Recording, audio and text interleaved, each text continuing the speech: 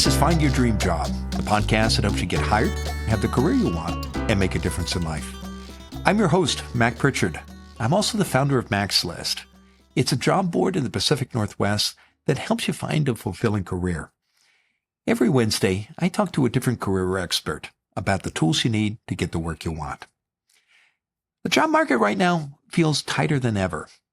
But whatever the unemployment rate, you can get hired faster by avoiding common mistakes and making smarter strategic choices. Scott Thompson is here to talk about how to stand out in a competitive market.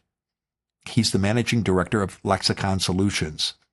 It's a boutique IT and engineering recruiting firm.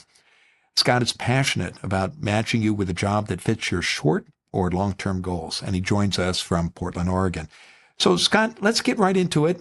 What's happening in today's job market that makes it so competitive right now? Yeah, it's a good question. And I liken it to kind of three things that we've seen. And the first is a little bit of economic uncertainty, right? We've seen some ebbs and flows in the market. And the second is some technological advancements that are starting to fill in the gaps for some entry-level roles that we've seen in the past. There's also been some skill gaps and some shifts in the market on that front. So, kind of getting back to those, talking about economic uncertainty, we've seen a general economic slowdown, but then a little bit of uptick. And in general, kind of market stagnation. It's led to a lot of cautious hiring practices from our vendors and the people that we work with. I can tell you that from my company, our time to fill, we keep track, as recruiters, we keep track of the time to fill metric as when a rec comes in and when we fill it. And our time to fill for contract roles is up 4 days from when it was kind of gangbusters at our peak of hiring in 2022, and up almost 12 days for direct hire. So that tells us the average direct hire role that we're working on, it's taken us almost 2 weeks longer to fill those roles now than the peak hiring of 2022. So we're kind of working with different factors, and there's just cautious hiring that's going on. I can tell you too that quit rates are a third of what they were when we saw the Great Recession, right? Everybody talked about that. And so with quit rates down, there are simply less job openings. I mean, if you look at the data. Can you say a little bit, Scott, about what a quit rate is? I know it's a term that's familiar to recruiters, absolutely. But for listeners who are job seekers, tell us what a quit rate, why it matters. Absolutely. Yeah. So quit rates, I mean, it's people leaving roles, right? So when you saw the great, like everybody was moving into their new jobs, and we had the Great Resignation, they called it. That was a lot of people looking for a new role, and quit rates were almost at an all-time high in 2022. So it's people that are out seeking new opportunities. And so when you have quit rates that are high, there are a lot of openings in the job market because there's replacement for those people. So when we see the quit rates go down, unless people are leaving their jobs and they're staying in their roles, we're in this, what they're calling, and the market calls it, it's kind of a rebound effect of the Great Resignation, and they're calling it the big stay, where everybody in 2022, I think June of 2022 was the peak, that was when if you left your job, you got the biggest possible opportunity for a rate increase. There was the most movement that we'd seen in the market in my 26 years of staffing.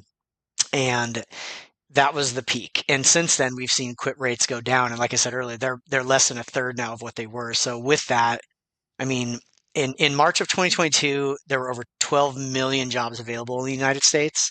And as of June of 2025, there are around 7.5 million jobs available. Okay. So that's fewer jobs 40% available. 40% decrease. Yeah. People who have jobs are staying.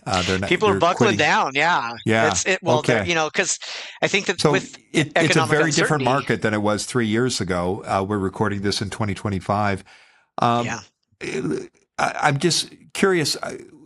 I know you focus on IT and engineering, but from your perspective as a recruiter, looking at the economy as a whole, are you seeing any difference among industries or positions where perhaps some jobs there's more demand for applicants, or some industries that are thriving right now and doing a lot of hiring, and others that aren't? Any trends you want to highlight? Absolutely. So if you're targeting certain sectors, the biggest sectors are healthcare, accounting, and finance. Those are the three that are experiencing the most demand, that have the most growth, and that have outpaced the others. While we're seeing HR, marketing, even IT, those sectors have pulled back a little bit. So you've seen like some of the larger companies are doing layoffs in the IT space, but what we look for is the markets, the areas that are growing like healthcare, accounting, and finance. So if you're targeting those spaces, those are going to give you the best opportunities for new growth. Okay. So So that's the economy right now. And as you know, it's not uncommon, especially when the market tightens, to see news stories about people who say, I applied for dozens of jobs and I'm hearing nothing back. Why is that happening, Scott? Why aren't people why, hearing back? in terms of yeah, the well, I think there's a sea of candidates applying for roles right now with less roles available in the market. You're seeing a lot more applications going through. So this is where we talk about kind of the importance of really setting yourself apart, right? And kind of what we're going to talk about today. But I just think that with less jobs available and more applicants out there, it's really tightened up, and companies are not getting back to folks as much as they used to, or even responding when people are sending applications in. And it's harder for those companies to actually respond to everyone that's getting out there and looking for roles. Okay. Well, I want to talk about how to stand out in this market. Before we get there, let's talk about what you see candidates do that are common mistakes that you hope they'll stop doing. What are some of the most common mistakes applicants make, especially in a market like this when they're pursuing a job? Yeah. So number one to me is always lack of preparation, right? If somebody's applying for a role and if they have not spent the time researching the company, or maybe they didn't when they were either applying, or if they haven't spent time researching the company for the interview, because that goes two ways, right? In terms of your preparation, you prepare yourself for your application, and you prepare your cover letter, you prepare your resume, and you make your submission, your initial submission, to get yourself in process, but also preparing yourself for the interview. So I think lack of preparation is really difficult. That's probably the number one pitfall, and kind of failure to tailor your applications for specific roles or even specific companies that you're applying for. Um, we have a lot of hiring managers who lead interviews with questions so that they can ask the candidate basically what they know about the company, or what they know about a topic, or specifically what they know about the role. And that can really set the tone for an interview. So if you have not prepared well for an interview, or for your in initially submitting your application, it can really get you off to a bad start. So I'd say that's number one. Um, Number two is communication and presentation, right? Uh, when you, and again, I kind of break it down into two parts. So we're talking about in the application, incomplete or like generically written cover letters can be bad. Grammar or spelling errors. Oh my gosh, I hate, I hate those, because it's like, this should be easy to do and we all know it. But if you find an error in your resume or your cover letter, it can be a real killer. So I totally encourage people have at least two other people put a set of eyes on those things. Make sure everything looks good prior to submitting your application. Um, Formatting can also be really important. Like, you want your resume to show your personality and to kind of stand out, but you also need to make sure that the important information is there and it presents well. So that can be a tricky one that you have to kind of make your own, but you also really want it to make sure that you get the information across.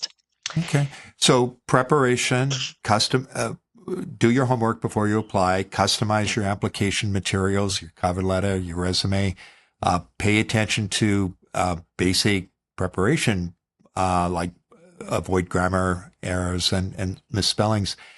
All of this is good advice, but it means that you can't send out lots and lots of applications. What do you say, Scott, as a recruiter and somebody who hires on behalf of your employers, who say, to a candidate who says, well, I need a job now and I'm going to Yeah. play the numbers game. I'm going to send out every day X number of applications and eventually something will happen.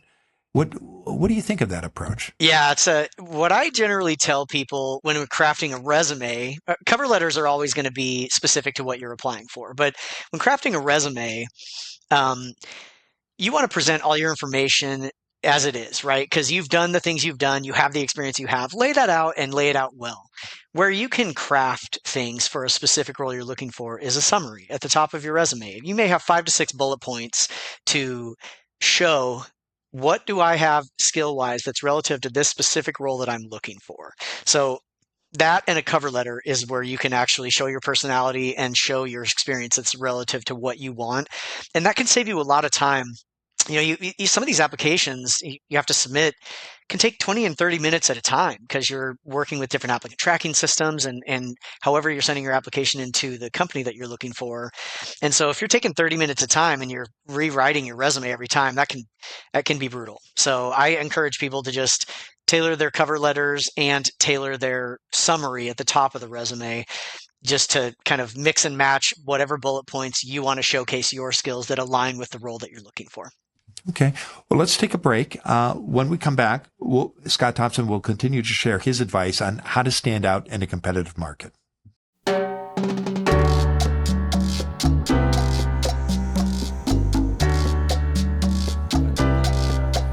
We're back in the Maxlist studio. I'm talking with Scott Thompson. He's the managing director of Lexicon Solutions. It's a boutique IT and engineering recruiting firm. And Scott is passionate about matching you with a job that fits your short or long-term needs. He joins us from Portland, Oregon. Now, Scott, before the break, we were talking about how to stand out in a competitive market. And just a follow-up question about your last point at the end of the first segment. Often I'll meet job seekers who think that if they're not getting a response from employers, the answer is to send out more and more applications, and sometimes hundreds of applications. What do you as a recruiter think? I mean, you were making the point that it's important to customize your resume and cover letter, but can you effectively do that if you're emphasizing quantity? Will quality suffer if you do that? Absolutely. Yeah, looking for a job, it's like I look at everything. I tell candidates that it's like a target, right? And you want to start with the bullseye. You want to try and find jobs that are exactly what you're looking for, hit the bullseye. Eventually, you do need to start to loosen up the parameters of what you're looking for. But at the end of the day, throwing spaghetti at the wall is not going to be the right answer. You really want to make sure that your approach is targeted and that you're applying for jobs that you have a better chance of getting, right? And if you're able to customize and tailor your resume in a way for roles that align with what you're looking for, you're going to increase your odds as opposed to just trying blindly to apply for more roles. Okay. Well, let's talk about your tips for how to stand out in a competitive market. Your first one is network, network, network. You are a big fan of networking. Why, Scott? And why does it make a difference when you're, especially in a competitive market? Yeah, here's a data point that I love to share with folks. There was an article that came out in the Portland Business Journal. It was about a decade ago, but the data still stands the same. They asked 100 job seekers, how did you get your job? And 86% of the people that got their jobs said, I got my job because I knew someone, I had a referral or an internal recommendation. And so what does that tell you? It tells you that you're most likely to get a job through your network, right? You have a 14% chance of blindly applying through a role at a company you don't know anyone and getting the job. So I just can't stress enough, network, network, network. Like attending industry events that are in your field. Like there are online events and in-person events all over the place that have to do with every different kind of field there is. So sometimes online events can be really helpful to help people learn about certain topics, and that are relevant to their field, or they'll be a little more educational to help them build their skills. And then other times, in-person events are just going to help you meet people in the field, make connections, and try and build a network in the field that you're looking for. So that's how you can network. And I'm curious, why do referrals matter? Why does word of mouth matter? I mean, after all, you're a recruiter. You get hired to find people. Why do referrals matter so much to hiring managers? I think that it's just kind of human nature, right? If you get some sort of insight that someone that you trust knows that someone has skills that could be relevant to what you're looking for, or that they're a good worker, or that, whatever it is, like it's gonna give someone a leg up, right? It's just the way that it is, I think, as we as humans, and what we look for, and kind of validation, right? From our people, that people have the right skills if we know someone that knows them. So, and I always tell people too, like, and this is one of those things when it comes to networking, like, I just tell people, like, network like a human and not like a job seeker, right? Like, you want to get into have real conversations with people and connecting with people, because that's going to be the type of thing that might end up making a connection for you that could potentially help the job. And say more about what a referral looks like, because sometimes when I talk to candidates about the importance of networking, I can see it in their face, and they may be thinking, "Oh gosh, I'm doomed. I don't know anyone at the place where I want to work. I didn't go to school with people at that company or that organization. How can I generate a referral by going to events, by networking in the community? What have you seen work, and what kind of referral we're talking about? These are not childhood friends. What kind of connections can make a difference in the hiring process? So we attend a lot of industry events where hiring managers are there all the time. And so you'll have sometimes recent college grads who are coming out just to get in better with the people that are in their industry. And sometimes there's hiring managers there that are just there for the topic of whatever it is that the event is. But sometimes they end up connecting with folks that are in their industry.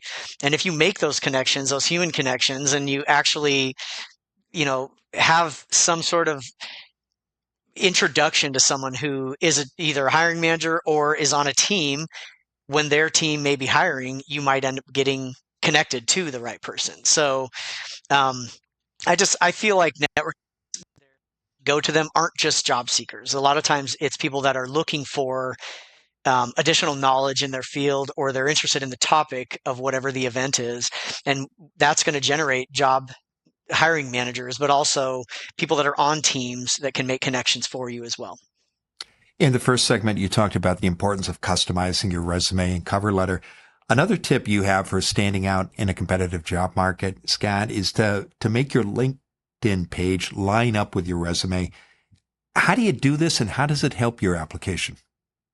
Yeah, when it comes to resumes and LinkedIn pages, it's all about crafting a strong personal brand, right? Like, we talked about tailoring the resume and the cover letters for applications, but LinkedIn is every bit as important. I can tell you as a recruiter that it's kind of the holy grail for us. We go there first. That's our main search function. There are all sorts of job boards and other things that we use too, but LinkedIn is really where it's at, where you can find passive job seekers. So I think it's really important that profiles match the resumes. While you don't have to create a LinkedIn profile that is exactly like your resume, the better you can provide information on your LinkedIn profile that aligns with what you've done, the easier you are to find, right? So as a recruiter, when we run searches, we have Boolean searches, and the more times you have keywords that align with the search we're doing, you come up higher in our list. So you're easier to find for me as someone who's searching for someone with your skill.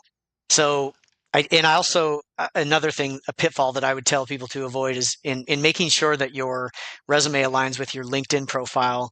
I can't tell you the number of times we've had a hiring manager not move forward with a candidate or reject a candidate because there were inconsistencies between their resume and their LinkedIn profile. So your LinkedIn profile gives you a chance to, on a business networking site, to really kind of upload and show your skill set and your resume and what you've done, and to make yourself searchable and easy to find for jobs.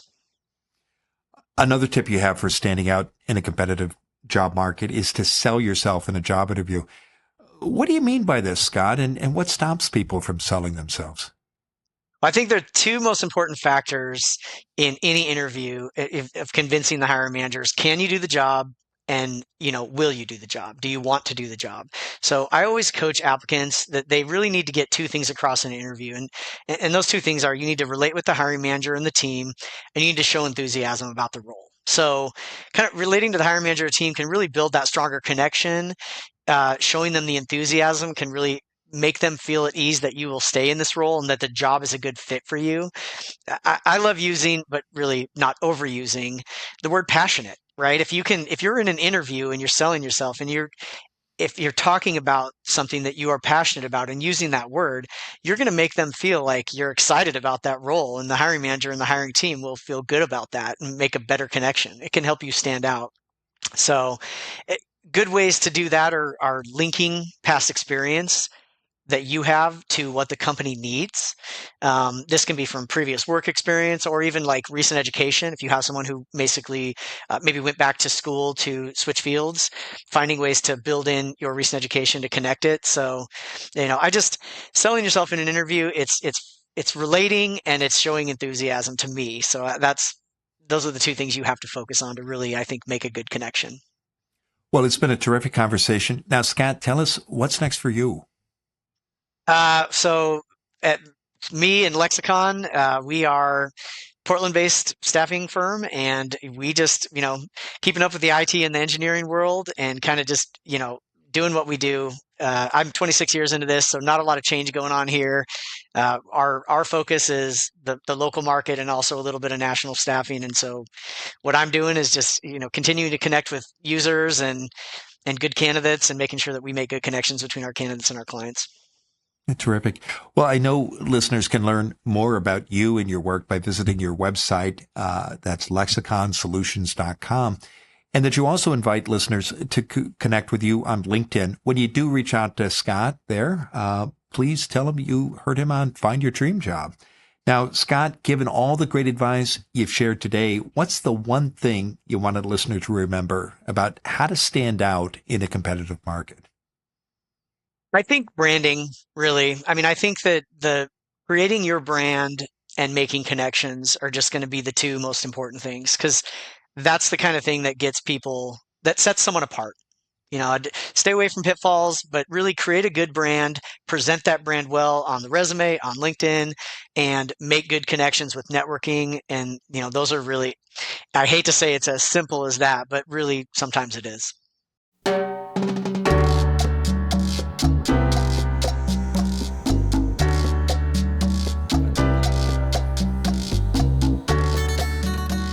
Next week, our guest will be Angie Condon. She's the Senior Military Relations Manager at Western Governors University. Angie is also a veteran spouse and has deep experience in corporate HR, higher education, and military transition. Many veterans find it challenging to get a civilian job after serving in the military. The transition often isn't an easy one. Join us next Wednesday when Angie Condon and I talk about how to land a civilian job after military service. Until next time, thanks for letting us help you find your dream job. This show is produced by Max List. Susan Thornton Huff schedules our guests and writes our newsletter. Lisa Kislenberry Anderson manages our social media and creates our transcripts. Our sound engineer and editor is Matt Vierillo, and our music is by Freddie Trujillo. This is Mac Pritchard. See you next week.